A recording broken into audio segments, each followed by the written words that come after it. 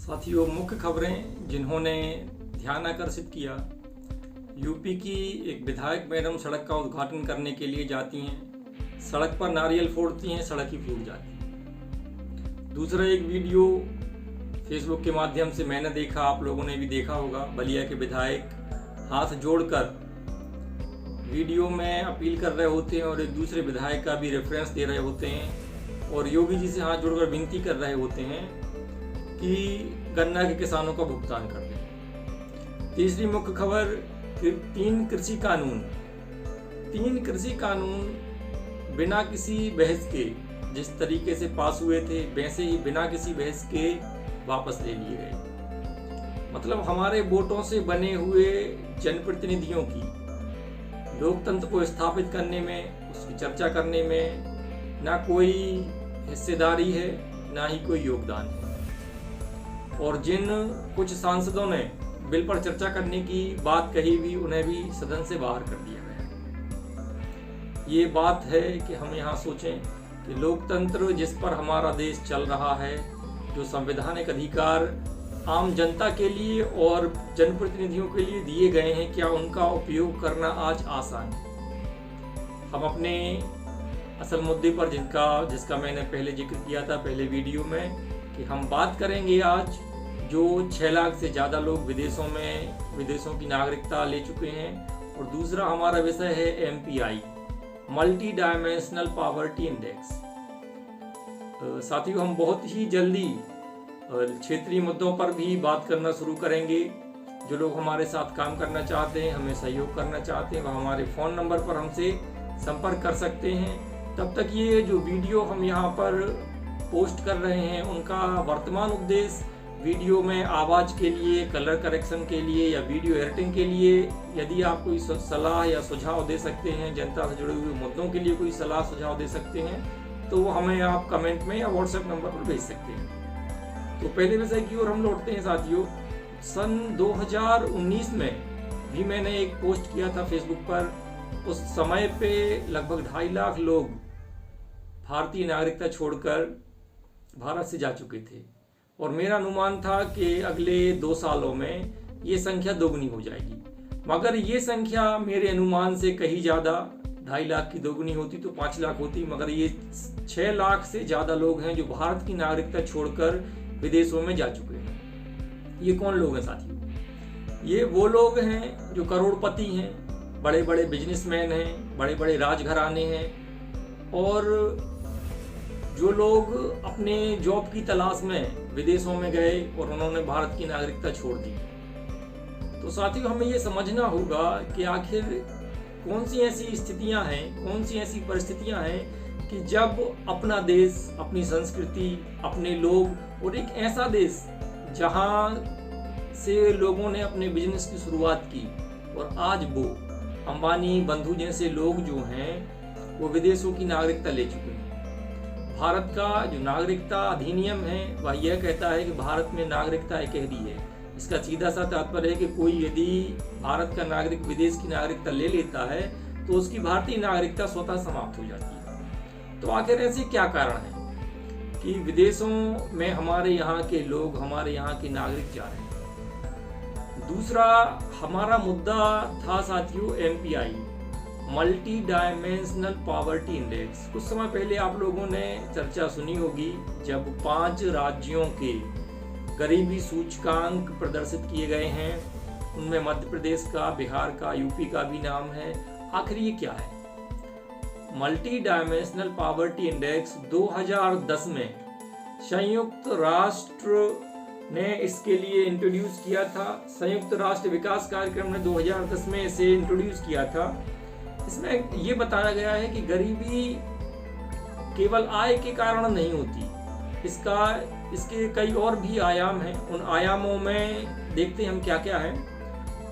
पहला है पोषण, दूसरा प्रसव पूर्व देखभाल, बाल और किशोर मृत्यु दर, स्कूल में उपस्थिति, स्कूली शिक्षा के वर्ष, खाना पकाने का ईंधन, पेयजल, स्वच्छता, आवास, बिजली, बैंक खाते और संपत्ति। ध्यान दें, इसमें रोजगार देना नहीं है।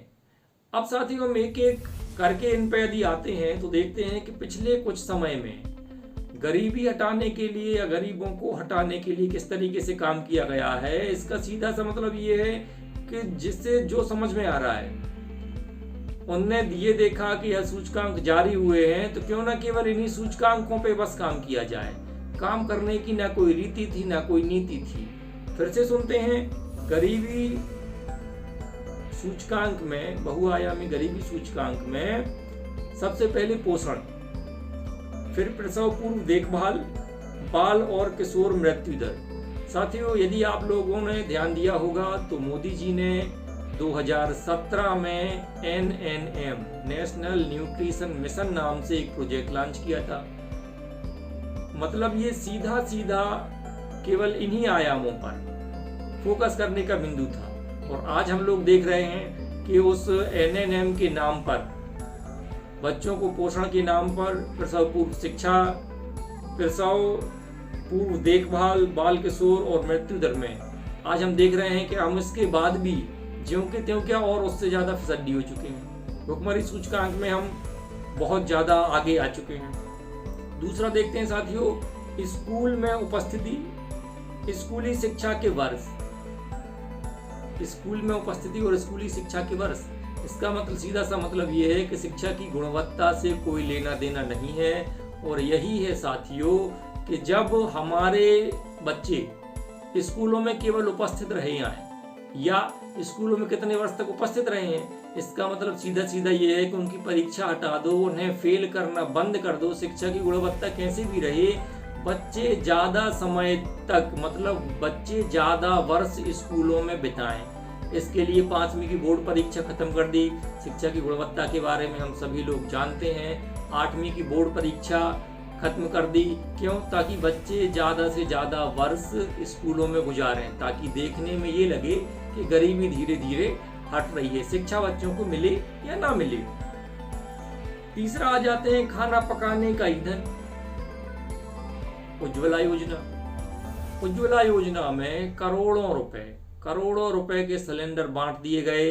उसके बाद गैस के दाम इतने ज़्यादा हैं, कई ऐसे लोग भी हैं हितग्राही उज्ज्वला योजना के कि जिन्होंने सिलेंडर लिया उसके बाद दोबारा भरवाया नहीं गया। उज्ज्वला योजना में कई जगह पर छापे मारे गए।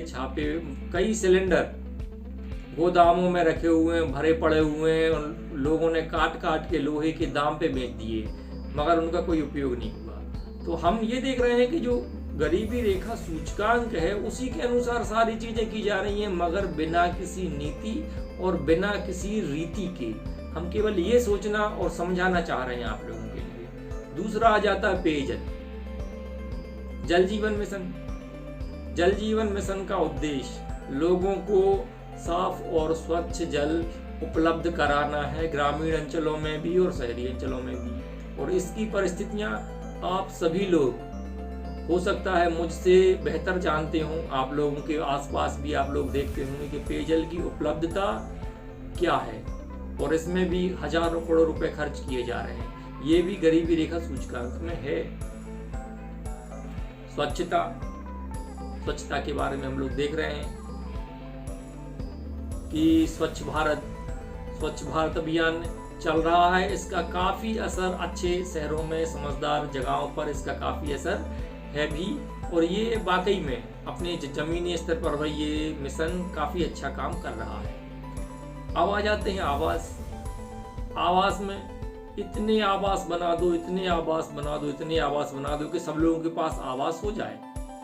सभी के पास आवास हो जाएगा। अब उनके पास खाने के लिए खाने के लिए कुछ हो या ना हो, करने के लिए कोई काम हो या ना हो, मगर वो गरीबी रेखा से ऊपर आ जाएगा।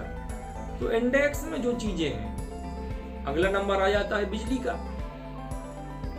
बिजली, घर घर बिजली पहुंचा दी, इतने विज्ञापन, इतनी एडवर्टाइजमेंट, घर घर बिजली पहुंचा दो। क्यों? ताकि गरीबी रेखा से हम ऊपर आ जाएं। गरीबों का क्या हो रहा है इससे कोई मतलब नहीं है। केवल जो इंडेक्स के बिंदु हैं उन्हें किस तरीके से भरा जाए, उनके आंकड़ों में किस तरीके से सुधार किया जाए, ये नियत बिल्कुल स्पष्ट दिखाई देती है सारी योजनाओं से। अगला आ जाता है बैंक में खाते।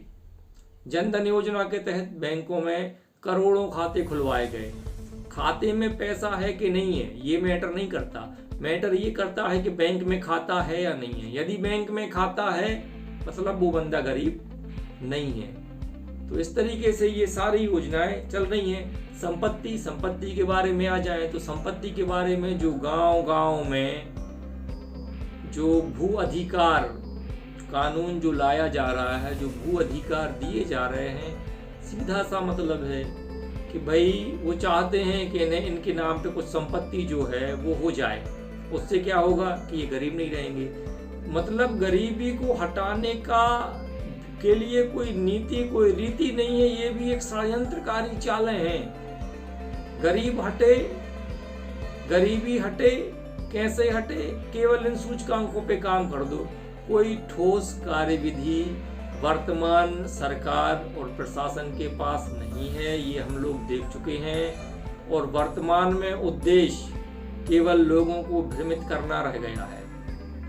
अब ये देखें कि माहौल देश का ऐसा क्यों हो रहा है कि देश से लोग भागने के लिए मजबूर हो रहे हैं। मुंशी प्रेमचंद जी को आप लोगों ने सुना होगा या पढ़ा होगा, तब उनके एक उपन्यास कंकाल में कहा गया है कि सांप्रदायिकता का सीधा सामने आने का सामर्थ्य नहीं होता और वह राष्ट्रवाद की चादर ओढ़कर सामने आती है। वर्तमान में ये सारी चीजें बिल्कुल सत्य हो रही हैं। हमें समझना है कि हम किस दिशा में जा रहे हैं। सवाल फिर वही आता है कि आखिर हमें क्या करना है।